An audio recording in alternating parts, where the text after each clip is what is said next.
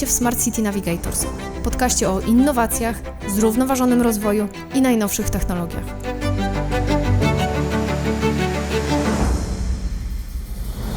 Ten podcast tworzy dla Was Navi Parking. W minionym sezonie podcastu Smart City Navigators gościliśmy wielu interesujących ekspertów. Był to ekscytujący czas obfitujący w wiedzę z zakresu współczesnych trendów w biznesie, technologii, rozwoju miast przyszłości i lifestyle'u. Już niebawem szykujemy dla Was trzeci sezon, a tymczasem zapraszamy na podsumowanie sezonu drugiego w postaci 3 wybranych fragmentów wideo. Serdecznie zapraszamy do obejrzenia wszystkich odcinków serii. Linki do nich znajdziecie w opisie do filmu. Na początek Jakub Kompa, ekspert do spraw rozwoju miast, który zwrócił uwagę na to, jak ludzie mieszkający w wielkich aglomeracjach często zapominają o tym, że żyją we wspólnocie z innymi. To jest ten problem takiego braku społeczeństwa obywatelskiego. My nie postrzegamy siebie i otoczenia swojego jako części wspólnych. I to jest duży błąd. To znaczy, to jest tak, że myślimy o swoim mieszkaniu, które odgradzamy drzwiami na 4 zamki, które są nie do sforsowania i to jest super, rolety antywłamaniowe i to jest ta nasza przestrzeń, prawda? Natomiast przestrzeń wspólna to już jest przestrzeń niczyja i też obserwując to co się pojawia na grupach w mediach społecznościowych wśród mieszkańców konkretnych inwestycji, na Służewcu, bo to wynika ze stowarzyszenia, obserwujemy jakie są główne problemy. Problemy są takie, że ktoś nie sprzątnie klatki schodowej, którą zabrudził, albo ktoś wyrzuca pety przez okno. To są problemy, które się przejawiają cały czas. Znaczy, to się latami nie zmienia. To jest katalog tych problemów, można streścić w 5 praktycznie. Dlaczego tak jest? No bo my nie myślimy o tym, że jeżeli wyrzucę peta ze swojego balkonu, to on spadnie na część wspólną. Nie niczyją, to jest część wspólna, to jest moja część również, prawda? Ja za to też odpowiadam. I tak samo powinniśmy podchodzić do miasta. Jeżeli wyrzucę śmieci, no tak jak, nie wiem, w parku wyrzucę śmieci, nie trafiając do kosza i sobie przejdę, no to później przechodząc przez tą alejkę parkową będę chodził wśród śmieci.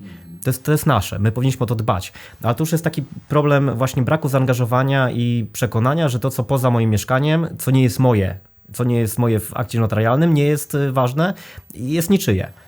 No, duży błąd w myśleniu. Moim zdaniem powinniśmy też bardzo dążyć do tego, żeby budować to społeczeństwo obywatelskie właśnie przez zaangażowanie. Kamila Dzierżanowska opowiedziała o powszechnym problemie w środowisku pracy, jakim jest wypalenie zawodowe. Według przywołanych przez nią statystyk z 2022 roku prawie 23% Polaków doświadcza pewnej formy wypalenia zawodowego. Zaczynając od takich najbardziej fizycznych aspektów. Przede wszystkim się wysypiać. I bardzo restrykcyjnie pilnować godzin snu. To jest jedna z największych pokus, jeżeli z czegoś mogę obciąć, żeby dłużej pracować, to obetnę sobie posiłek, obetnę sobie sen, więc wysypianie się, bo to jest uzupełnianie naszych zasobów w rytmie dobowym. To, że my wyjeżdżamy raz w roku na wakacje, to jest super, ale my się potrzebujemy regenerować w rytmie dobowym. A najlepsza regeneracja następuje poprzez wysoce efektywny sen. Porozmawiać z kimś bliskim, nie wiem, potarmosić psa, pogłaskać kota, poczytać dziecku bajkę, ale wyciszyć się przed tym snem, tak żebyśmy mogli tą gospodarkę biochemiczną w naszym organizmie zaprząc do tego, żebyśmy naprawdę mogli zapaść w ten głęboki sen i się zregenerować. Bo jeżeli patrzymy w ekran, no to nasz mózg uważa, że jesteśmy w trybie aktywność i potem jest nam trudniej po prostu zapaść w taki głęboki sen. Polecam książkę Dlaczego śpimy, tam wszystko jest wyjaśnione na temat snu i sen naprawdę robi bardzo dużo dobrego.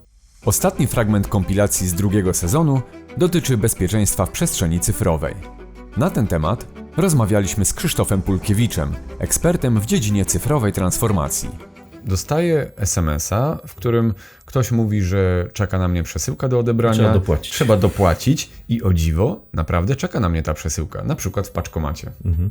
No, nasze aktywności w sieci powinny być chronione, ale nie zawsze tak jest. Tak? I bardzo często, tak jak powiedziałeś, ty wiesz, że ta paczka na ciebie czeka, więc skąd ten atakujący mógłby wiedzieć, że akurat zamówiłeś i czekasz na taką przesyłkę, tak?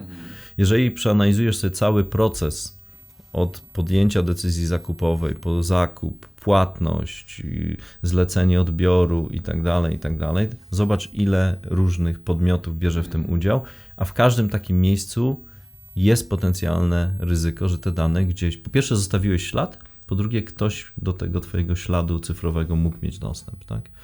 Więc, no i bardzo dużą rolę odgrywa socjotechnika, tak? Jeżeli zadzwonię do ciebie, powiem, że jestem kurierem i właśnie czekam, nawet nie znając twojego adresu, podam ci adres, ty powiesz, ale to nie jest mój adres, jakaś pomyłka nastąpiła, proszę mi podać poprawny adres w ogóle, bo trzeba będzie tu dopłacić.